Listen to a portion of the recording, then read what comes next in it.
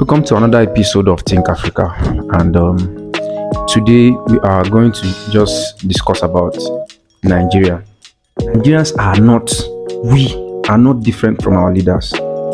Nigerians look for every opportunity, that would benefit them in one way or the other. And when it does not, that is when you see them become the activists they are in most cases. You will find out that not up to 20% of Nigeria would genuinely want the country to work, regardless of who is in government and who it does not favor. Some of us are just, very vocal because one way or the other we are not benefiting directly from the crumbs that fall off the table of our leaders. So the leadership we have today is a reflection of how bad our society is. This is one pointer to it. I think yesterday, Dangote made a huge statement that I was expecting, maybe because of the death of the former President Muhammadu Buhari. Nigerians are not paying attention to things like this. But then, the exposition Dangote made about our oil sector is something that should be trending right now. People are supposed to be talking about it. We are supposed to be asking questions, pertinent questions. We have always believed that Nigeria consumes about 65 to 70 million liters of petrol per day. This is what we have in our books, in almost all our books for the past few years. This is what we have. Listen to this. Yesterday, Dangote came out to say that Nigeria actually consumes not 50, not 40. Rather, Nigeria consumes around 30 to 33 million liters of fuel per day. Double that amount. That is what people has been stealing from Nigerians. That is what cabals, when you hear cabals, that is what they have been stealing from Nigerians. Now, where does it? It is not about the fuel, like the fuel itself. No, it is two-way thing. Let me break it down for you. This is what happens. Fuel, you don't just take out crude and then it becomes fuel. You have to go through processes. So when it is taken off, from the field, then it is prepared to be taken out for refining. It will now be shipped out, for refining or sold out. And so what we see happen to us is that they take out 70 million liters equivalent of crude oil per day. That's for a month. That's times 30 for a month. When it is taken out, then they would somehow manipulate the invoice to reflect 70 million equivalent of crude oil. However, midway, half of that, more than half of that, about 60% of what was supposed to be exported in crude is now diverted. And this thing goes into private pockets. When they are bringing in fuel, I told you it's two ways. When you are shipping out crude, and then when you are buying PMS, that's the finished product of crude oil, Nigeria will now have to pay subsidy on 70 million liters per day times 30 days for each month. When it is going out, the scam works. When it is coming into the country, yet again, as PMX, the scam still works. This thing happens. In total, what this means is that Nigeria was wasting if Nigeria was paying a subsidy of $2 billion monthly, it therefore means that Nigeria was paying $1.3 billion to private persons, to criminals, to cabals. And these cabals are not foreigners, they are Nigerians. They are Nigerians.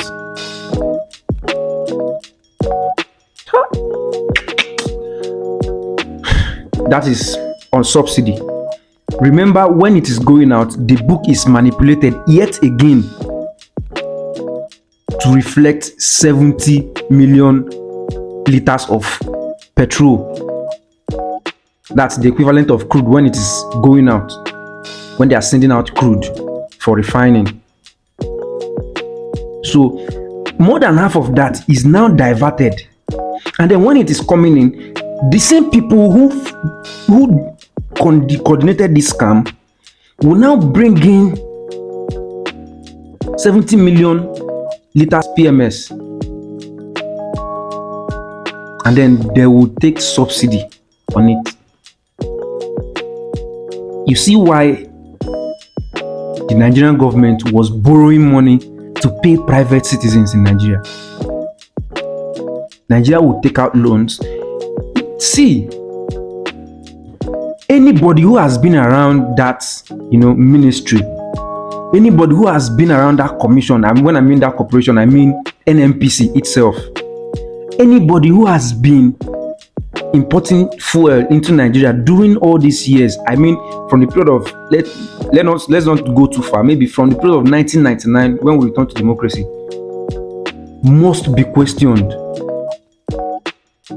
From the ministers to the directors to the business people to the importers, every single person must be grilled and made to account for everything they have stolen from Nigeria.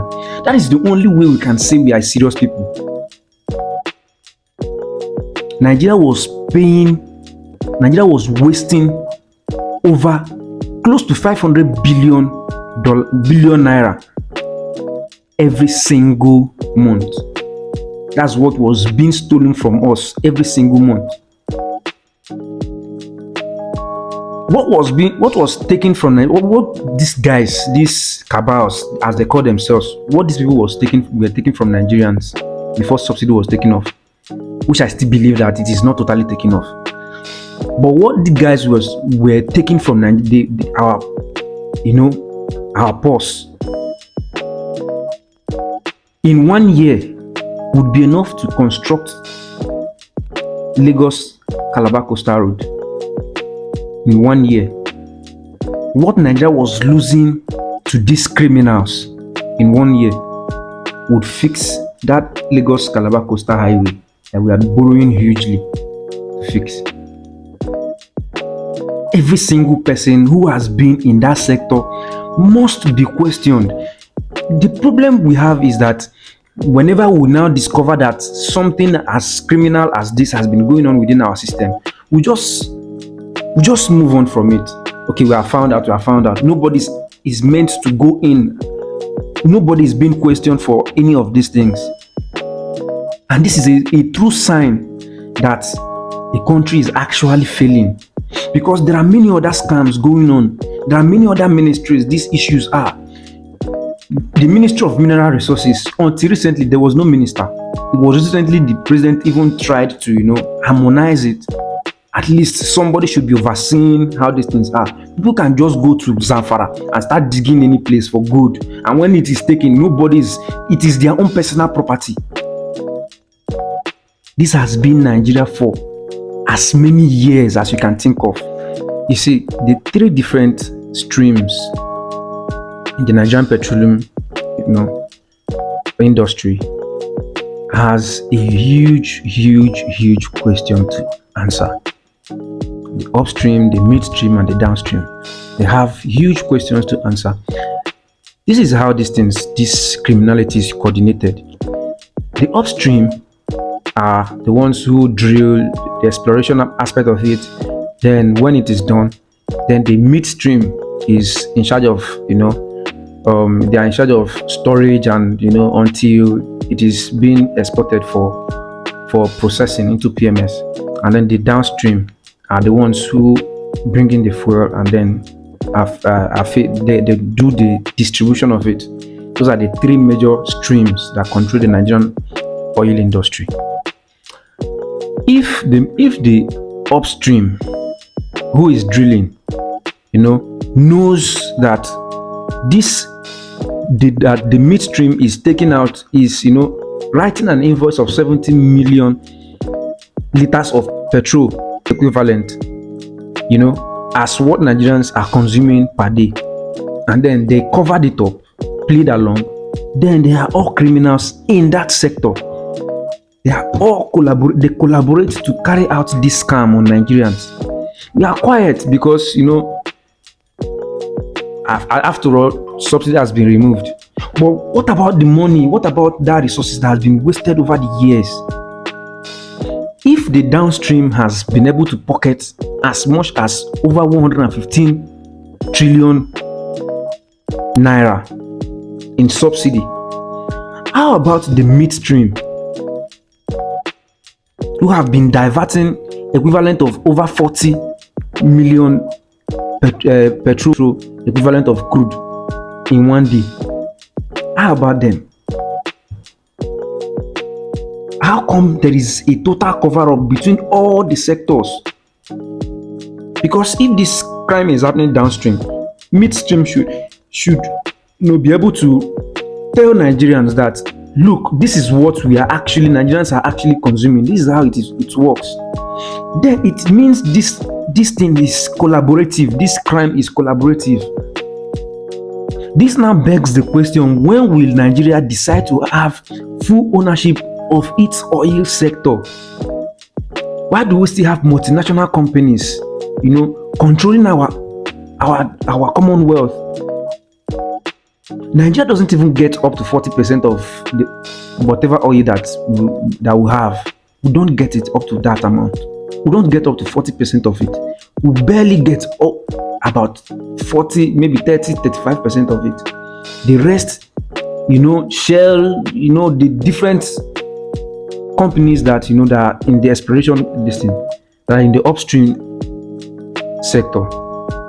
How long are we going to continue with these things? We should be grateful that somebody like Dangote, Aliko Dangote, has been able to solve the criminality that was happening midstream and downstream. But now what we should be focused on doing is, how can we have naturalized the exploration and drilling of this oil, so that at least we will have 80% control of our natural resources and our wealth, and to be domiciled here. This is the key issues. This is one of the major problems we should be discussing. President Muhammadu Buhari has played his own part. God rest his soul. He has played his own part and he's left. He fulfilled, he lived his best life. He fulfilled all his dreams, ambitions, and everything. We who are living, we still have ambitions, still have purpose, still have dreams to catch up with. And so we must fix these things. We've paid our respect to him. We've mourned his death, and we've done what we needed to do. Bury him and pray for his soul. What we should focus now in is what these leaders are leaving behind, what they have left for us. How are we going to control our commonwealth? How are we going to control our commonwealth? How can we have oil, have this amount of gas, and yet we do not have up to 80% ownership of these things?